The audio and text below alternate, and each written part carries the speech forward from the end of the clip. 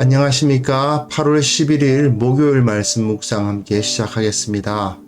주님께서 우리를 지켜주시고 보호하시고 어떠한 상황에서도 우리와 함께 하신다는 사실을 확신함으로 오늘도 주님의 은혜를 충만히 누리시는 귀한 성도님들 다 되시기를 기도합니다. 오늘 본문은 마태복음 24장 15절부터 31절까지 말씀인데요. 어떻게 보면 현대를 살아가는 그리스도인들에게는 상당히 중요한 말씀이 아닐까 그런 생각이 듭니다. 이 말씀을 묵상하면서 우리가 매일매일의 순간마다 그리고 어떻게 보면 이 현대라는 시간을 살아갈 때마다 우리가 반드시 기억해야 되는 정말 우리 마음속에 확고하게 정립해야 되는 태도, 그것이 바로 오늘 본문에서 나타나 있는 것 같습니다. 먼저 말씀 보시고요. 그런 말씀을 계속해서 묵상하게 하면서 주님께서 무엇을 원하시는지 한번 생각해 보도록 하겠습니다. 그러므로 너희가 선지자 다니엘이 말한 바 멸망에 가증한 것이 거룩한 곳에 선 것을 보거든 읽는 자는 깨달을진저. 그때 유대에 있는 자들은 산으로 도망할지어다. 지붕 위에 있는 자는 집 안에 있는 물건을 가지러 내려가지 말며 밭에 있는 자는 겉옷을 가지러 뒤로 돌이키지 말지어다. 그날에는 아이벤 자들과 젖먹이는 자들에게 화가 있으리로다. 너희가 도망하는 일이 겨울에나 안식일에 되지 않도록 기도하라. 이는 그때 큰 환난이 있겠음이라. 창세로부터 지금까지 이런 환난이 없었고 후에도 없으리라. 그날들을 감하지 아니하면 모든 육체가 구원을 얻지 못할 것이나 그러나 택하신 자들을 위하여 그날들을 감하시리라. 그때 사람이 너희에게 말하되 보라 그리스도가 여기 있다 혹은 저기 있다 하여도 믿지 말라. 거짓 그리스도들과 거짓 선지자들이 일어나 큰 표적과 기사를 보여 할 수만 있으면 택하신 자들도 미혹하리라. 보라 내가 너희에게 미리 말하였노라. 그러면 사람들이 너희에게 말하되 보라 그리스도가 광야에 있다 하여도 나가지 말고 보라 골방에 있다 하여도 믿지 말라. 번개가 동편에서 나서 서편까지 번쩍임같이 인자의 맘도 그러하리라. 주검이 있는 곳에는 독수리들이 모일 것이니라. 그날 환난 후에 즉시 해가 어두워지며 달이 빛을 내지 아니하며 별들이 하늘에서 떨어지며 하늘의 권능들이 흔들리리라. 그때 인자의 징조가 하늘에서 보이겠고 그때 땅의 모든 족속들이 통곡하며 그들이 인자가 구름을 타고 능력과 큰 영광으로 오는 것을 보리라. 그가 큰 나팔 소리와 함께 천사들을 보내리니 그들이 그의 택하신 자들을 하늘 이 끝에서 저 끝까지 사방에서 모으리라. 네, 말씀 잘 보셨습니까? 우리는 지금 미래의 심판에 대해서 선포하시는 예수님의 말씀을 읽었는데요. 그런데 오늘 본문은 이 세상의 끝을 나타내는 미래의 심판이라기보다는 성전의 멸망, 예루살렘 성전이 어떻게 파괴될 것인가에 초점을 맞추고 있는 본문이라고 할 수 있습니다. 뒤에 세 절은 빼고요. 뒤에 세 절은 그 다음에 세상의 멸망에 대해서 설명하고 있는 부분인데 아무래도 29절, 30절, 31절은 내일 같이 다루면 더 좋았을 걸 싶은 본문이긴 하지만 워낙에 분량이 좀 24장이 길고 이걸 오랫동안 다루기는 좀 부담스러우니까 31절까지로 나눈 것 같습니다. 여하튼 예수님께서는 지금까지 성전에 대해서 반대하는 모습을 보이셨습니다. 대제사장, 서기관, 바리새인, 헤롯당, 사두개인 등등등 이 사람들 전부 다 예수님과 대립을 했죠. 예수님은 성전 청결부터 이어진 일련의 사건들과 논쟁들을 통해서 저들의 권세가 이제 무효가 됐다. 성전은 그 역할을 다 했다. 성전의 시대는 끝났다. 그렇게 선포를 하신 겁니다. 그런데 당시 유대인들의 입장에서 한번 생각해 보십시오. 이거는요, 그야말로 천지가 개벽할, 지금까지 우리가 살아왔던 그 모든 상식이 다 무너지는 그러한 선언이거든요.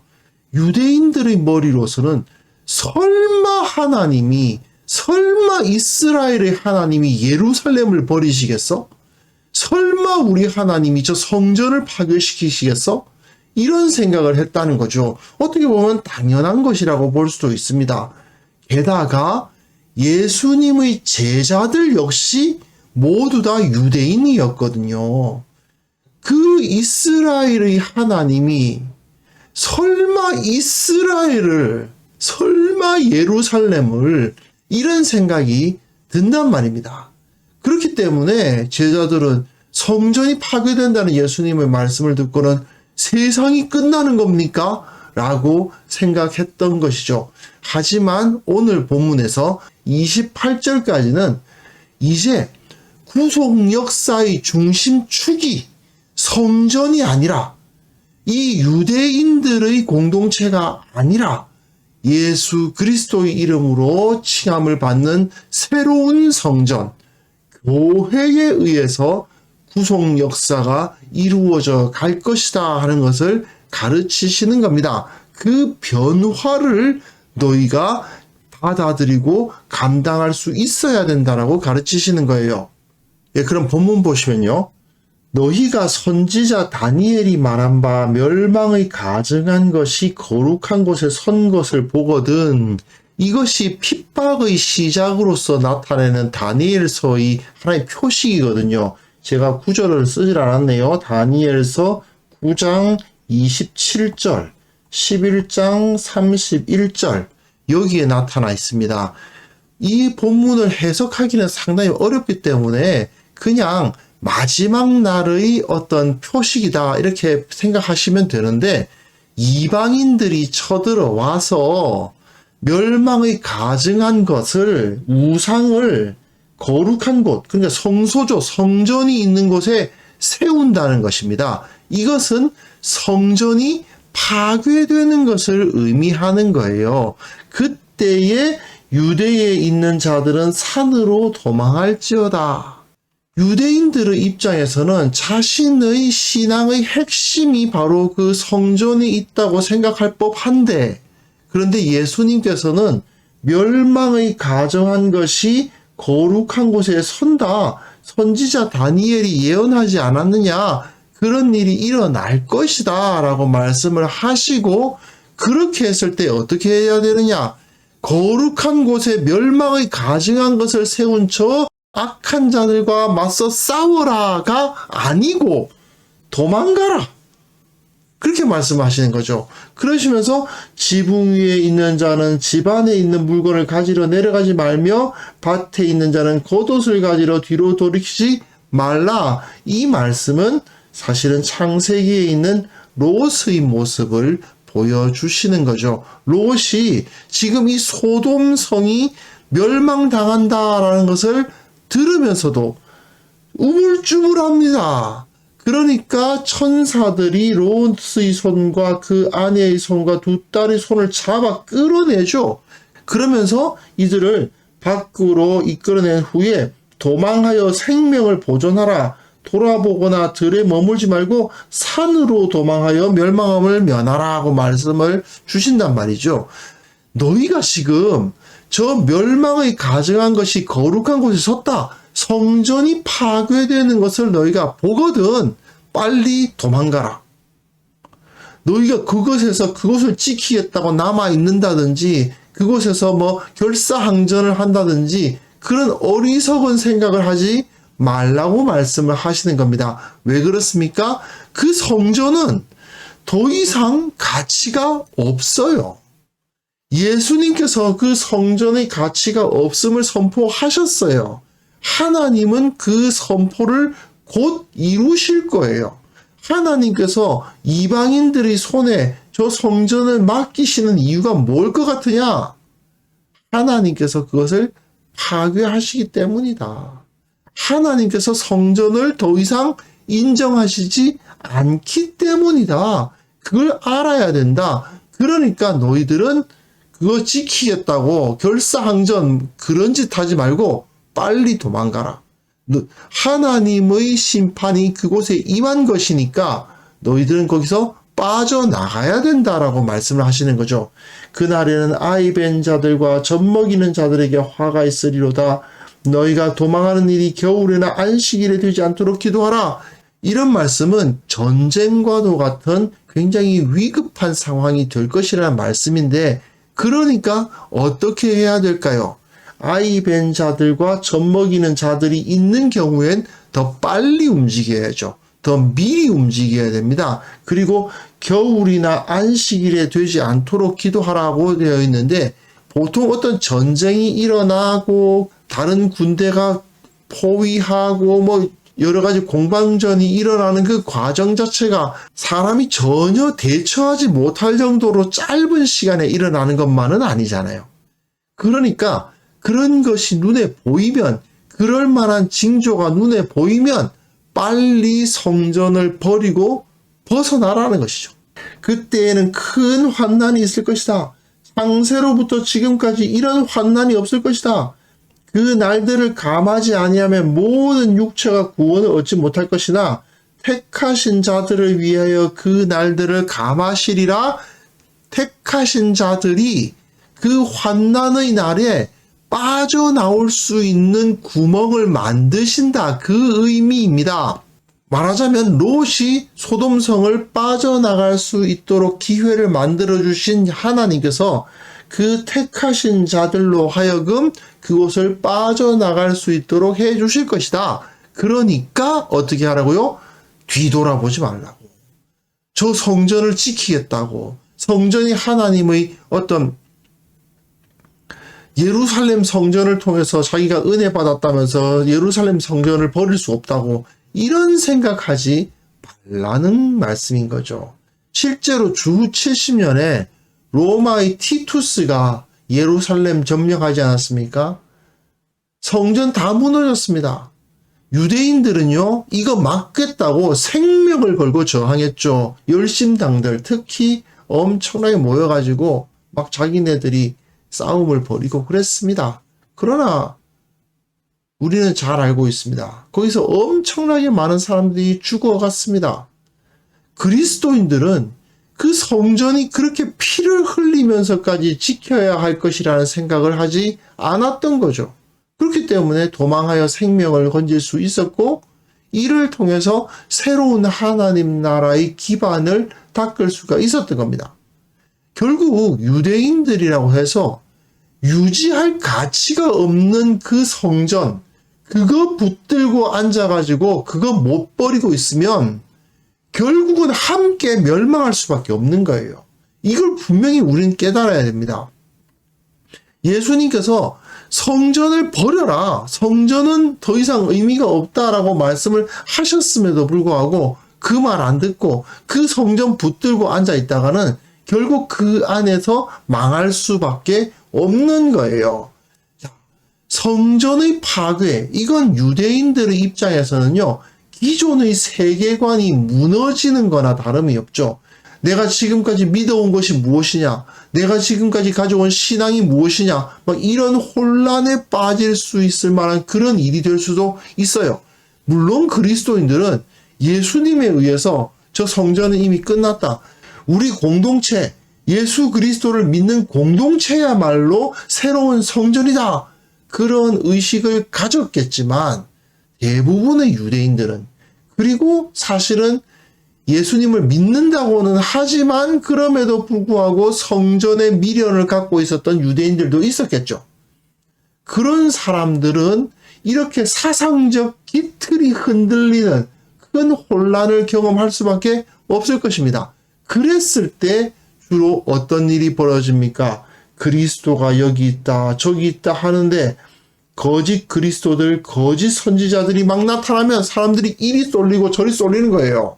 실제로 예루살렘 성전이 파괴된 이후에요, 엘리에셀이라는 사람이, 야일의 아들 엘리에셀, 그렇게 불리던 사람이 그리스도라를 자처하면서 내가 그리스도다 이러면서 열심당원들 다 모아가지고 그냥 마사다 요새라는 곳에 들어가서 결사항전을 벌였죠.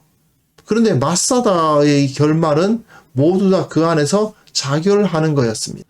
이런 식으로 내가 그리스도다, 하나님께서 모든 것을 회복시켜 주신다 이러면서 그 성전 지키겠다고, 예루살렘 지키겠다고 하다가 결국은 비참하게 다 죽고 마는 거죠. 보라, 내가 너희에게 미리 말하였노라. 예수님께서 미리 경고를 해 주신다는 거죠. 그리스도가 광야에 있다고 해도, 골방에 있다 해도 믿지 말라는 것입니다. 더 이상 그리스도가 어디 있다 저기 있다 그런 소리 해봤자 의미가 없다. 예수님께서 재림하셨다고 주장하는 자가 있을 수도 있겠습니다. 그러나 번개가 동편에 나서 서편까지 번쩍임 같이 인자의 임함도 그러하리라. 이게 무슨 소리입니까? 번개가 동편에서 났을 때 서편까지 금방 보이죠. 다른 사람들의 입에 의해서 그리스도께서 다시 오신 것을 알게 되고 그런 일은 없다는 것입니다. 번개가 꽝 치면 동편에서 번개가 쳐도 서편까지 번쩍하는 빛이 다 보이게 되어 있어요. 마찬가지로 예수님께서 재림을 하시면 재림의 소식을 다른 사람들의 입을 통해서 들을 일은 없는 것입니다. 모든 사람이 한꺼번에 알 수 있게 되어 있어요. 그렇기 때문에 그리스도가 뭐 광야에 있니 골방에 있니 이런 소리 믿지 말라는 것이죠. 죽음이 있는 곳에는 독수리들이 모인다. 이 말씀은 조금 해석하기 어려운 말씀이긴 한데 어쨌든 재림 때에는 분명한 증거가 있을 것이다. 그 말씀이라고 볼 수 있습니다. 또는 뭐 이렇게 해석할 수도 있어요. 이 죽음, 그러니까 시체는 부정한 거잖아요. 이 부정한 것에는 독수리가 부정하거든요. 그러니까 거짓 그리스도, 거짓 선지자 이런 자들에게는 결국 더러운 자들, 악한 자들이 모일 수밖에 없거든요. 그런 자들이 모여 있는데 거기에 네가 포함되어서는 안 된다. 어떻게 해석하든지 간에 예수님의 재림은 분명하게 보일 것이고 확실한 증거가 있을 것이다. 세상의 악한 자들이 그런 거짓된 그리스도에게 휩쓸리는 것이지 결코 참된 사람들은 그런 거짓된 말씀에 휩쓸리지 않는다라고 가르쳐 주신 것이죠. 그리고 그 다음 본문으로 넘어가는데요. 사실 28절까지는 이 성전의 파괴에 대한 이야기를 앞에서 쭉 해나가고 있었던 거예요. 하지만 이제 29절부터는 실제로 재림, 우리가 기다리고 있는 그 재림이 있을 때 어떤 일이 일어날 것인가를 말씀해 주시는 부분으로 은근슬쩍 넘어갑니다. 성전의 파괴와 세상의 멸망을 연결시켜가지고 성전이 파괴되는 그 모습을 세상의 멸망으로 상징적으로 보여주시는 거죠. 하지만 그 가운데 참된 종말은 저 성전이 무너지는 것으로 임하는 것이 아니다. 환난 후에 즉시 해가 어두워지고 달이 빛을 내지 아니하고 별들이 하늘에서 떨어지며 하늘의 권능들이 흔들릴 때에 인자의 징조가 하늘에서 보이고 땅의 모든 족속들이 통곡하고 인자가 구름을 타고 능력과 큰 영광으로 오는 것을 보게 될 것이다. 이런 일이 일어나지 않는다면 세상이 끝난 것이 아니다 라고 말씀을 하시는 거죠. 사람들이 자연현상을 여러 가지를 경험하지 않습니까? 그 중에서 가장 예측하기 좋은 것, 가장 그 예측이 확실한 게 뭡니까? 해와 달과 별이에요. 이 당시 사람들은 이 별들의 움직임, 특히 별자리의 움직임 같은 것에 굉장히 밝았어요. 언제 해가 뜨고 언제 달이 뜨고 별들이 어느 계절에 어느 위치에 위치하고 이런 것은 정말 정확하게 우리 눈에 비치는 세상만을 바라봤을 때는 가장 변화가 없는 게 바로 이 천체거든요. 그런데 그것이 흔들린다는 겁니다. 그 천체가 흔들리는 정도로 그 정도로 도무지 상상할 수 없을 정도의 변화가 일어날 때에야 그때 마지막이 올 것이다. 예수님께서 구름을 타시고 그 구름이라는 것은 하나님의 임재를 상징하는 거죠. 하나님이 권능 앞에 나팔 소리와 함께 이 땅에 임하실 것인데 그걸 볼 때에는 이 세상이 하늘 이 끝에서 저 끝까지 그의 택하신 자들이 모여지는 날이 올 것이다. 하지만 그게 아니라면 그건 진정한 세상의 종말이라 볼 수 없다. 이런 거대한 변화가 눈에 보이지 않는다면 절대로 종말이 아니기 때문에 미혹되지 말라. 이렇게 가르치고 계신 것입니다. 결국 여기서 우리가 중요한 것은요. 변화에 적응하는 거예요. 하나님의 입장에서 보았을 때에는 예루살렘 성전은 이미 폐기 수순에 들어갔습니다. 하나님의 나라는 교회라는 새로운 공동체에 의해서 이스라엘이라는 혈연 공동체가 아니라 예수 그리스도를 믿는 신앙 공동체에 의해서 새롭게 세상에 나타나는 것이 하나님의 나라였습니다. 문제는 무엇입니까? 유대인들이 이 변화를 받아들이려 하지 않아요. 성전을 버려야 되는데 자기네들의 혈통이 중요한 것이 아니라는 사실을 인정해야 되는데 그걸 인정하지 못하고 그걸 붙들고 그것이 아니면 자기가 다 죽는 것처럼 그거 꽉 붙들고 있다가 결국 망하게 된다는 것입니다. 그런데 현대 그리스도인들 중에서도 이런 모습은 충분히 찾아볼 수 있습니다. 교회의 전통을 붙들고 우리 건물을 붙들고 막 조직을 붙들고 실제로는 복음이 아니고 실제로는 교회의 핵심부가 아닌 것들을 그냥 그것을 절대로 놓지 못하는 진리인 양 붙들고 있다가 결국은 함께 망하고 마는 것이 어리석은 사람들의 모습입니다.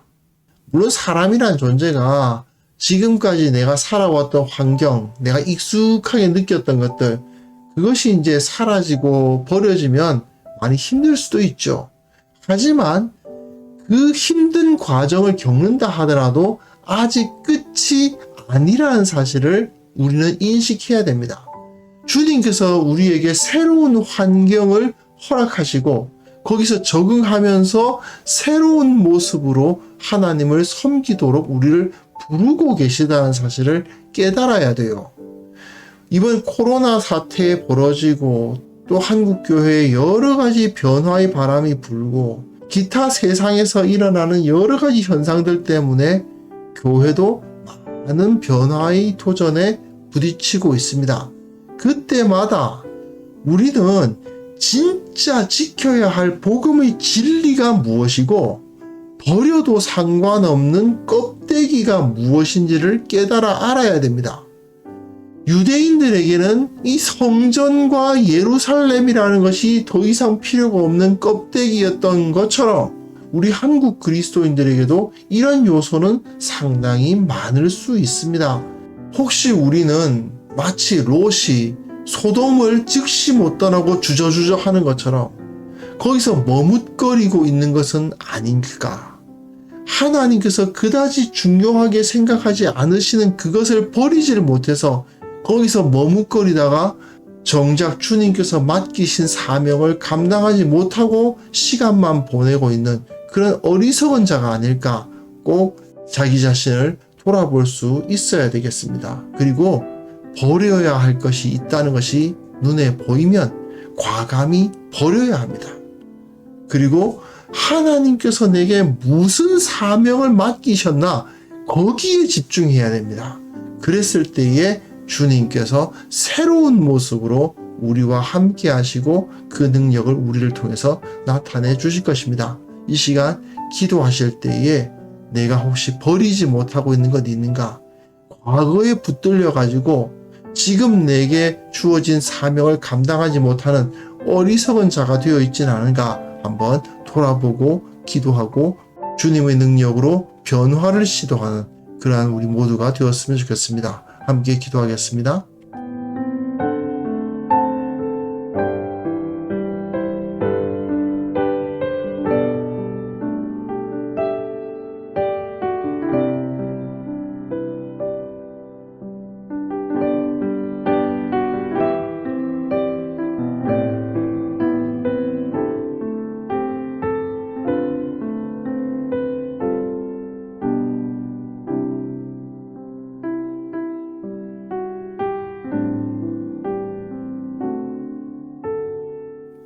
하나님 아버지, 주님께서 우리를 그 변화 가운데에서 새로운 모습으로 부르시고 새로운 사명을 허락하신다는 사실을 믿고 상황의 변화를 두려워하기보다 주님께서 내게 맡기신 그 사명에 집중하여서 순종하고 잘 감당하는 그러한 착한 성도가 될 수 있도록 도와주옵소서. 우리 교회가 과거의 것에 몰입되어서 세상의 변화에 능동적으로 대응하지 못하고 그저 썩어버릴 것들, 껍데기를 붙들고 있지는 않은지 반성해 볼 수 있도록 도와주시고 온전히 주께서 맡기신 새로운 과정 가운데로 새로운 영적인 전투 가운데로 나아가는 우리 모두가 되게 하여 주옵소서. 한국 교회를 놓고 기도합니다. 모든 성도들이 거짓된 가르침에 흔들리지 않도록 도와주시고 거짓 선지자, 거짓 교사들에 의해서 좌우되지 않도록 이끌어 주시고 참과 거짓을 올바로 분별하여 교회로서 마땅히 가져야 할 거룩한 모습을 회복할 수 있도록 도와주옵소서. 아버지, 오늘 하루도 주님께서 지켜 보호하여 주시기를 원합니다. 수재민들이 발생하고 또 여러 가지 일들 가운데에서 어려움을 겪는다 하더라도 또한 우리의 마음속에 답답하고 원망스러운 일들이 있다 하더라도 주님께서 가장 좋은 길로 나를 인도하시고 우리를 이끌어 가신다는 사실을 깨닫고 기뻐하는 자들 다 될 수 있도록 도와주옵소서. 중요한 것은 주님의 말씀을 붙드는 것이고 중요한 것은 그 진리 가운데 거하는 것이라는 사실을 기억하면서 오늘 하루도 주님의 보호하심 아래에서 주님의 함께 하시는 은혜를 누리는 하루가 될 수 있도록 주께서 은혜 베풀어 주시기를 원하고 바랍니다. 모든 것 가운데 능력 주시고 모든 것 가운데 주님께서 힘을 주셔서 주님의 사랑, 주님의 능력 온전히 누리는 오늘 하루가 되기를 간절히 원하오니 주께서 은혜를 베풀어 주옵소서. 예수님의 이름으로 기도합니다. 아멘.